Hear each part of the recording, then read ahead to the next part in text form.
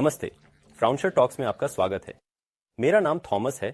इस एपिसोड में हम अलग अलग प्रकार के व्हील डिटेक्शन आउटपुट्स के बारे में जानेंगे।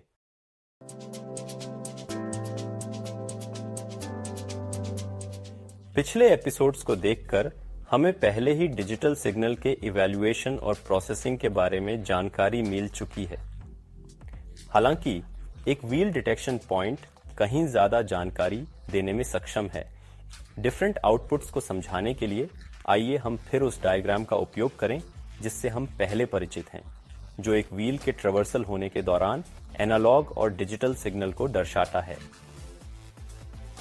सिस्टम इंपल्स का आउटपुट सेंसर सिस्टम के एक्चुअल ऑक्यूपेंसी की अवस्था में निरंतर और स्थिर रूप से रहता है।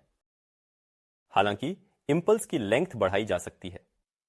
व्हील डिटेक्शन सिस्टम पर निर्भर सिस्टम आउटपुट एक्सटेंशन टाइम को मैन्युअली कॉन्फ़िगर किया जा सकता है या इस्तेमाल में लाए जा रहे टाइप ऑफ बोर्ड के द्वारा पहले से प्रीसेट है।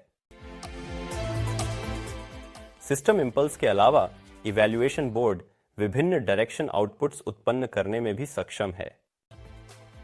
यहां 1 एज डायरेक्शन पल्स और 4 एज डायरेक्शन पल्स के बीच का अंतर स्पष्ट रूप से किया गया है। जैसा कि नामों से पहले ही इंडिकेशन मिलता है, उन पल्सों का जनरेशन और आउटपुट सिस्टम आउटपुट्स के एजेस पर आधारित है। आइए शुरुआत में 1 एज डायरेक्शन पल्स पर एक नजर डालें। प्रारंभ में यह आउटपुट सिस्टम इंपल्स के पहले एज द्वारा ट्रिगर किया जाता है। डायरेक्शन पल्स की ड्यूरेशन पर निर्भर करता है, जो फिर से या तो बोर्ड टाइप द्वारा प्रीसेट या कॉन्फ़िगरेबल होता है, और ट्रैवर्सिंग की स्पीड के साथ 1 एज डायरेक्शन पल्स हर सिंगल एज द्वारा सिस्टम इंपल्स सी रीट्रिगर हो जाता है। इस तरह सेंसर के ऊपर हर एक व्हील या हर एक ट्रेन ट्रैवर्सल के लिए केवल एक पल्स आउटपुट होता है। सेफ्टी रेलेवेंट व्हील डिटेक्शन के मामले में एक जरूरी बात यह है कि किसी भी एरर के होने पर भी 1 एज डायरेक्शन पल्स आउटपुट के रूप में दिया जाता है। 4 एज डायरेक्शन पल्स को देखते हुए यह कहा जा सकता है कि यह आउटपुट सिस्टम आउटपुट्स के 4th एज के साथ ट्रिगर किया जाता है। यह बताना अत्यंत जरूरी है कि यह पल्स केवल तब आउटपुट होता है जब यहां दिखाए गए 4 एजेस ठीक इसी ऑर्डर में जनरेट होते हैं और हमारे पास सिस्टम 1 और सिस्टम 2 का ओवरलैप होता है। इसलिए यह आउटपुट एक डिटेक्शन पॉइंट पर 1 व्हील का पूरी तरह से ट्रैवर्सल होने को दर्शाता है। 1 एज और 4 एज पल्स के कॉम्बिनेशन से जिस सिस्टम से पहले पल्स आउटपुट होता है, उसके आधार पर डायरेक्शन ऑफ ट्रैवल का निर्धारण करने और 4 अलग अलग टाइप के डायरेक्शन आउटपुट्स प्रदान करने की क्षमता प्राप्त होती है। 1 as direction pulse direction 1, 1 as दिशा pulse direction 2, 4 as direction pulse direction 1 और इसी तरह 4 एज डायरेक्शन पल्स डायरेक्शन 2 के लिए भी।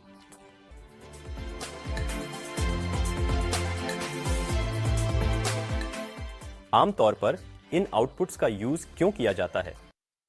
4 एज दिशा पल्स उन एप्लीकेशंस में इस्तेमाल होता है जहां ट्रैवल डायरेक्शन की जानकारी जरूरी होती है या सेंसर के प्रॉपर ट्रैवर्सिंग की पुष्टि के लिए। 1 एज डायरेक्शन पल्स आमतौर पर जनरल व्हील डिटेक्शन और किसी भी सेफ्टी रिलेटेड फंक्शन को एक्टिवेट करने के लिए आवश्यक होता है। ऊपर बताए गए आउटपुट टाइप्स का यूज दर्शाने वाली सबसे popular application simple level crossing है। जैसा कि आप पिक्चर में देख सकते हैं, 1 एज डायरेक्शन पल्स का यूज स्ट्राइक इन पॉइंट के रूप में होता है ताकि ट्रेन के आउटर व्हील सेसनोर के पास आने पर लेवल क्रॉसिंग ट्रिगर हो। यह कार्य 1 एज डायरेक्शन इंफॉर्मेशन की सहायता से किया जाना चाहिए, क्योंकि किसी भी फेलियर में यह पल्स आउटपुट के रूप में दिया जाता है। इसका मतलब है यदि एरर होता है तो 1 एज डायरेक्शन पल्स आउटपुट होगा और लेवल क्रॉसिंग सेफ स्टेट में चली जाएगी।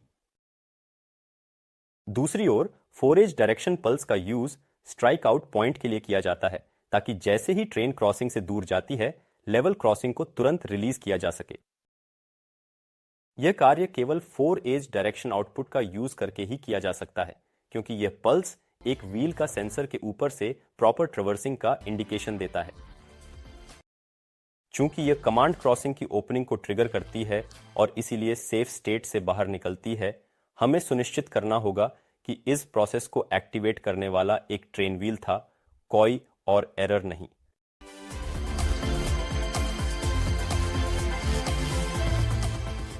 मुझे आशा है कि अब आपको यह समझ में आ गया होगा कि व्हील डिटेक्शन सिस्टम से किस प्रकार के आउटपुट्स मिल सकते हैं और उनका यूज कैसे हो सकता है।